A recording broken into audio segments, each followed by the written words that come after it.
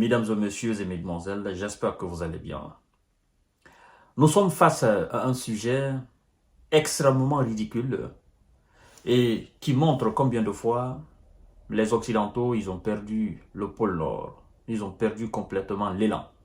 Ils sont sur leur bicyclette, mais ils ont complètement perdu l'élan. Il n'y a plus de vitesse, ils n'ont plus d'énergie et ils ne savent plus quoi faire. Monsieur Karim Khan, l'empereur des poursuites, c'est lui qui poursuit les criminels de ce monde, les grands, qui commettent des crimes contre l'humanité. Oui, Karim Khan.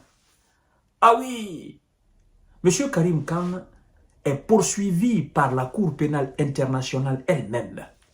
L'organe directeur de la Cour pénale internationale ouvre une enquête contre Karim Khan pour présumer faute. Waouh! Et j'ai beau essayer de comprendre ce qu'ils appellent faute, j'ai lu, relu, rélu encore, mais je n'arrive pas concrètement à trouver de quoi s'agit-il. Mais nous allons voir ensemble. Je pense que certains d'entre vous ont déjà fait la même lecture. Et finalement, je me rends compte que la plupart des gens qui ont pris connaissance de ce sujet, en fait, ils tirent la même conclusion. Monsieur Karim Khan a signé la fin de sa carrière en tant que procureur depuis qu'il a tenté d'émettre un mandat d'arrêt international contre M. Benjamin Netanyahu et contre M. Yoav Gallant, l'ex-ministre de la Défense de l'Israël et le premier ministre, n'est-ce pas, de l'État hébreu. Ah oui, oui, je me rappelle de cet épisode. Et vous savez déjà, vous savez d'ailleurs qu'un certain nombre de sénateurs américains avaient menacé M. Karim Khan pour dire, vous lancez des mandats d'arrêt contre des responsables de l'Israël, ben, nous allons vous démonter. C'était ça l'expression au fait. Nous allons vous démonter parce que vous serez alors contre les intérêts des États-Unis. Et donc, nous avons compris qu'au final, il était beaucoup plus mieux qu'on enlève le nom Israël et qu'on dise les États-Unis outre-mer, comme les Français le disent. N'est-ce pas? La France outre-mer. La France qui n'est pas sur le continent européen, qui ne fait pas partie de la grande France, n'est-ce pas, en Europe. La France autre, la France ailleurs.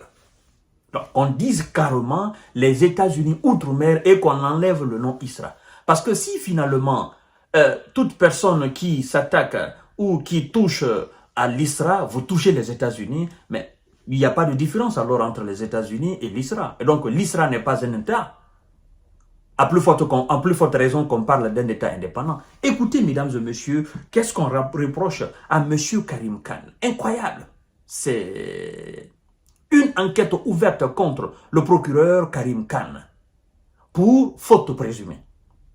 L'organe directeur de la Cour pénale internationale a annoncé lundi lancer une enquête à l'encontre du procureur de l'institution Karim Khan. Ce dernier a assuré dans un communiqué qu'il continuerait à exercer ses fonctions. Alors, je cherchais à comprendre de quoi s'agit-il réellement. Quelle faute lourde que l'empereur des poursuites soit lui-même poursuivi. Ah ouais, c'est ce qu'on appelle le poursuiveur poursuivi. Le monde là, l'injustice et l'inégalité dans ce monde. Le deux poids, deux mesures dans ce monde, il faut entrer dans la géopolitique et dans la géostratégie pour comprendre. Et je crois d'ailleurs que ça, c'est un sujet que vous n'avez pas besoin de réfléchir longtemps pour comprendre. C'est-à-dire les raisons pour lesquelles M. Karim Khan aujourd'hui. En fait, les Ouïsa, ils ont tellement réfléchi, ils ont tellement cherché M. Karim Khan. Et Karim Khan savait exactement que les Ouïsa le cherchaient. Depuis qu'il avait tenté d'émettre ces deux mandats internationaux contre, n'est-ce pas, ces responsables de l'Israël. Donc Karim Khan se méfiait. Il cherchait une faute partout. Mais puisque c'est un homme respecté, respectable, c'est un père de famille exemplaire, M. Karim Khan. Et d'ailleurs, je dois vous dire, moi, il y a quelque chose qui m'a choqué. En fait, Karim Khan, depuis qu'il a tenté de mettre ces deux mandats internationaux contre ses responsables, automatiquement, les Ouïsa sont allés chercher l'arbre généalogique même de Karim Khan. en disant que c'est un fils descendant, je crois bien, de Pakistan ou de Palestine, hein, et que c'est un musulman par son arbre généalogique. Et donc qu'il comprenne sa position. J'ai dit, waouh, waouh. Alors quand on a envoyé M. Laurent Gbagbo, les États-Unis ne nous ont pas sorti l'origine de Karim Khan. Quand on a envoyé Charles Taylor, l'ex-président libérien, ils nous ont pas parlé, n'est-ce pas, des origines de Karim Khan. Et quand on a même tenté d'envoyer d'autres à la CPI, issus des pays, disons, sous-développés, ben, on nous a pas parlé des origines de Karim Khan. Même quand Karim Khan a essayé d'émettre un mandat d'arrêt international contre Vladimir Poutine et un certain nombre de responsables russes, on nous a pas parlé en ce moment des origines de Karim Khan. Mais dès que seulement il s'agit effectivement des responsables de l'ISRA, on nous a dit, oh non, Karim Khan, c'est un Anglais d'origine de tel pays, il est musulman. Directement, il est musulman. Et voilà, ils ont fait le parallélisme. Oh non, les musulmans et les Isra. Oh non, on comprend mieux maintenant pourquoi ils s'agitent. Et directement, le travail de Karim Khan a été mis dans l'eau. Écoutez très bien. Accusation de comportement sexuel inapproprié. Oh, ça veut dire quoi ça? Accusation de comportement inapproprié. D'après plusieurs médias, le procureur général de la Cour pénale internationale a été accusé de comportement sexuel inapproprié à l'égard d'une membre de son personnel, des suggestions qu'il a déclarées infondées. C'est avec une profonde tristesse que j'ai compris que des rapports de mauvaise conduite allaient être diffusés publiquement à mon sujet, a déclaré Karim Khan. D'accord? Dans un communiqué envoyé, n'est-ce pas, par mail à l'AFP le mois dernier. Oui, la CPI n'a pas encore décidé d'accorder ou non des mandats qu'il a demandé à l'encontre des deux responsables politiques israéliens et des dirigeants du Hamas. Vous voyez? Directement, même les médias occidentaux, eux-mêmes, ils ont directement fait le parallèle. Oui, sincèrement, comportement sexuel inapproprié à l'égard d'une membre de son personnel. On se dit, ben, ça c'est pas possible. Hein? Alors, quand on parle de V, ça on peut comprendre. Ou quand on parle d'attouchement, on peut comprendre. Hein? Mais comportement inapproprié, comportement sexuel inapproprié, ça on ne comprend pas ça. C'est-à-dire, ils ont cherché, ils n'ont pas trouvé. Ils sont allés fouiller les dossiers de Karim Khan pour trouver quelque chose. Consommation de drogue, n'est-ce pas? Violence quelque part, comportement bizarre quelque part. Ils sont allés chercher dans son archive, dans tous ses dossiers. Est-ce qu'il traîne quelque chose de sale? Est-ce qu'il traîne des casseroles? Ils n'ont absolument rien trouvé. Bon, ils se disent, non, il faut qu'on dise quand même quelque chose pour le salir. Il faut qu'il tombe. Monsieur Karim Khan, là, vous faites face à Goliath. Ah oui, depuis là, vous étiez du côté de Jésus ou de Mahomet. Depuis que vous avez émis ce mandat d'arrêt contre Vladimir Poutine, ça c'était du côté de Jésus ou de Mahomet. D'accord?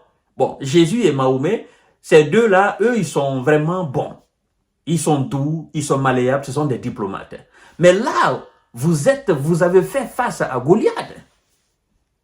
Et lui, il ne veut absolument rien savoir. Il va vous balayer.